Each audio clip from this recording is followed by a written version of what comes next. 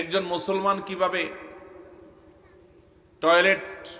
টয়লেটে গিয়ে কিভাবে তিনি পবিত্রতা অর্জন করবেন, একজন মুসলমান কিভাবে স্ত্রী সহবাস করবেন, একজন মুসলমান কিভাবে তার দৈনন্দিন জীবনের তুচ্ছ বিষয়গুলো সম্পাদন করবেন, কোরআন এবং হাদিসে সে সম্পর্কে আলোচনা আছে না নাই? তাহলে সেই কোরআন এবং সুন্নায় আমাদের জীবনের এখন গুরুত্বপূর্ণ বিষয় হয়ে ওঠা মোবাইল ফোন, যেটি আমাদের দিন এবং রাতের গুরুত্বপূর্ণ অনেকগুলো ঘন্টা সময় নিয়ে নেয়, সেটার ব্যবহার সম্পর্কে কোরআন হাদিসের আলোকে আমাদের তেমন কিছু নেওয়ার বা দিক নির্দেশনা গ্রহণ করার মতো কিছু নাই, এমনটি কি হতে পারে? অতএব ভাইরা আমার, এই মোবাইল ফোনের ব্যবহারে কোরআন এবং হাদিসের মৌলিক নির্দেশনাগুলো আমাদের মাথায় রেখে চলতে হবে। আর না হলে দুনিয়াতে এই মোবাইলের ভার বহন করা সহজ হলেও আখেরাতে এর দায়ভার বহন করা কঠিন হতে পারে। মোহতারাম হাজরিন, এজন্য আল্লাহ রাব্বুল আলামিনের অনেকগুলো আদেশ আছে, নিষেধ আছে। নবী করিম সাল্লাল্লাহু আলাইহি সাল্লামের হাদিসের আলোকে অনেকগুলো আদেশ নিষেধের কথা আমরা জানি, যেগুলো আমরা আমাদের এই মোবাইল ফোন ব্যবহার করার ক্ষেত্রে মানা, এটাকে মেনে চলার প্রশ্ন আসে। আমরা সেগুলো ইনশাআল্লাহ পয়েন্ট আকারে তুলে ধরবো। তার আগে কোরআনে কারীমের যে আয়াত আমি তেলাওয়াত করেছি, সূরা নাহলের ৮ নম্বর আয়াত, সে আয়াতটির অনুবাদ করে আমরা আলোচনায় চলে যাই। আল্লাহ রাব্বুল আলামিন ইরশাদ করেছেন, ওয়াল খাইলা ওয়াল বিগালা ওয়াল হামিরা লিতারকাবুহা ওয়া জিনা। ঘোড়া,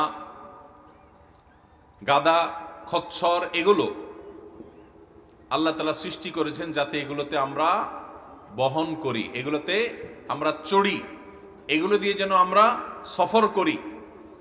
শুধু তাই নয়, এগুলোকে আল্লাহ তাআলা জিনাহ বা শোভা হিসাবে দিয়েছেন। এগুলোর শৌখিনতার একটা মাধ্যমও বলতে পারেন। আল্লাহ তাআলা আয়াতের শেষে বলেছেন, ওয়া ইয়াখলুকু মা লা তা'লামুন।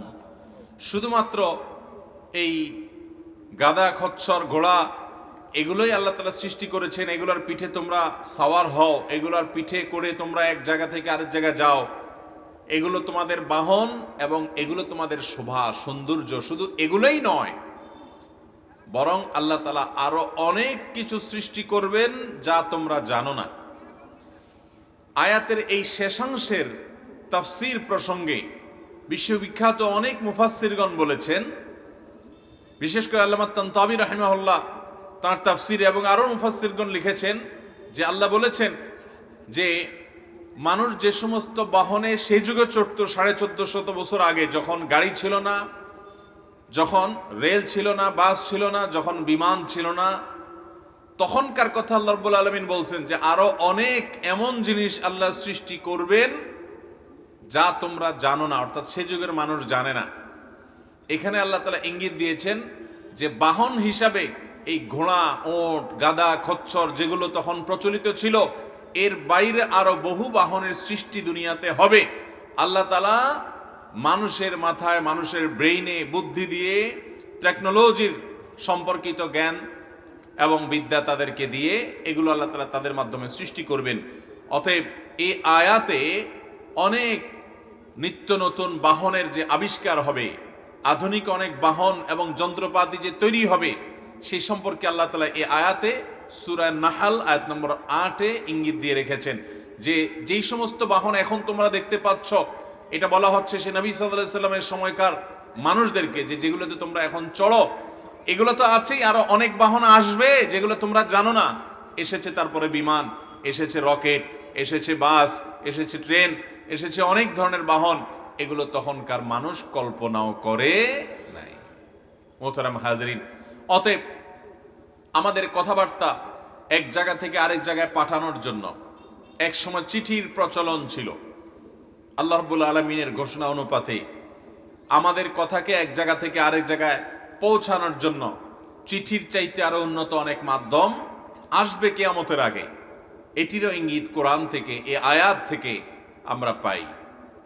অতএব এর ব্যবহারের ক্ষেত্রে আল্লাহর আদেশ নিষেধ যদি আমরা মেনে চলি, তাহলে এটি আমাদেরকে জান্নাতে যাওয়ার পথকে সুগম করে দিতে পারে। আর এটির ব্যবহার করতে গিয়ে যদি আল্লাহর আদেশ নিষেধকে লঙ্ঘন করি, তাহলে জাহান্নামে যাওয়ার জন্য আর বেশি কিছু লাগবে না, এই একটা মোবাইল ফোনে যথেষ্ট হতে পারে। মোহতারাম হাজরিন, এজন্য সর্বপ্রথম যে বিষয়টি আমরা বলতে চাই সেটি হলো, একজন মুসলমান মোবাইল ফোন ব্যবহার করবেন, কিনবেন, কেন? তার উদ্দেশ্য কি হবে? যদি তার উদ্দেশ্য হয় এর মাধ্যমে আমার প্রয়োজনীয় কথাবার্তাগুলো, বিভিন্ন লোকের সাথে আলাপগুলো করা, যোগাযোগ রক্ষা করা, তাহলে এটা কেনা তার জন্য জায়েজ। যদি এর উদ্দেশ্য জায়েজ উদ্দেশ্য থাকে, এর মাধ্যমে ডাটা সংগ্রহ করা, বিভিন্ন তথ্য আদান প্রদান করা, যোগাযোগের সুবিধা হওয়া, এই জাতীয় উদ্দেশ্যগুলো আছে, বৈধ উদ্দেশ্য আছে, তাহলে এই উদ্দেশ্যে যদি কেউ মোবাইল ফোন কিনে, সেটা বাটন ফোন হোক, স্মার্টফোন হোক, সেটা কেনা জায়েজ। আর যদি কেউ ইবাদতের উদ্দেশ্যে এটা কিনে, যেমন এটাতে বিভিন্ন কোরআনে কারিমের আয়াতের, কোরআনে কারিমের বিভিন্ন যে ভার্সন আছে, অ্যাপ আছে, সেগুলো দিয়ে আমরা কোরআন তেলাওয়াত করব, আমি এখান থেকে ওয়াজ নসিহত শুনবো, আমি এখান থেকে দ্বীনি বিষয়গুলোকে জানার চেষ্টা করব, এই জন্য আমি এটা কিনছি, এই উদ্দেশ্যে যদি কেউ কোনো মোবাইল সেট কিনে, তাহলে ইনশাআল্লাহ দাওয়াতের উদ্দেশ্যে, ইলম অর্জন করার উদ্দেশ্যে, এরকম ভালো উদ্দেশ্য যদি কেউ মোবাইল ফোন কিনে, তাহলে এটা কেনাটা শুধু জায়েজ হবে না, বরং এটা কেনাটা তার ইবাদতের কারণ হবে ইনশাআল্লাহ। কারণ ইন্নামাল আমালু বিন্নিয়াত। আপনি উদ্দেশ্য কি উদ্দেশ্য নিয়ে আপনি কিনেছেন সেটাই দেখার বিষয়। উদ্দেশ্য যদি সওয়াব আহরণ করা হয়, উদ্দেশ্য যদি হয় আল্লাহর পথের মাধ্যমে মানুষকে আহ্বান করা, উদ্দেশ্য যদি হয় এর মাধ্যমে নিজে ইলম অর্জন করা, উদ্দেশ্য যদি এখান থেকে কোরআন তেলাওয়াত করা, ভালো ভালো জিনিসগুলো গ্রহণ করা, হারাম থেকে বেঁচে থেকে এইভাবে চলবেন, এই উদ্দেশ্য নিয়ে যদি আপনি করেন, তাহলে আপনার এই মোবাইল ফোন কেনাটা শুধু জায়েজ নয়, বরং ইবাদতে পরিগণিত হবে ইনশাআল্লাহ।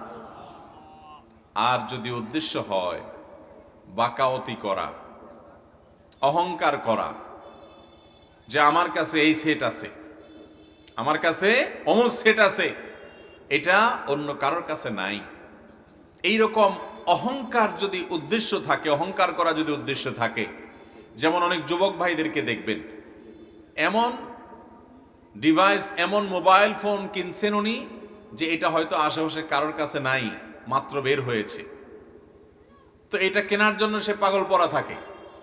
অনেক প্রবাসী ভাই আছেন, দেশে আসার সময় এমন সেট কেনার চেষ্টা করেন যে এটা এলাকাতে আর কেউ নাই। উদ্দেশ্য যদি এরকম থাকে যে এটা নিয়ে যখন যাব সবাই বলবে দেখি দেখি, আরে এই সেট তো আগে দেখি নাই, ও তাই নাকি নতুন আসছে, তাহলে নিজের একটা ভাবসাব জাহির হবে, নিজেরকে একটু কিছু কি হনুরে মনে হবে।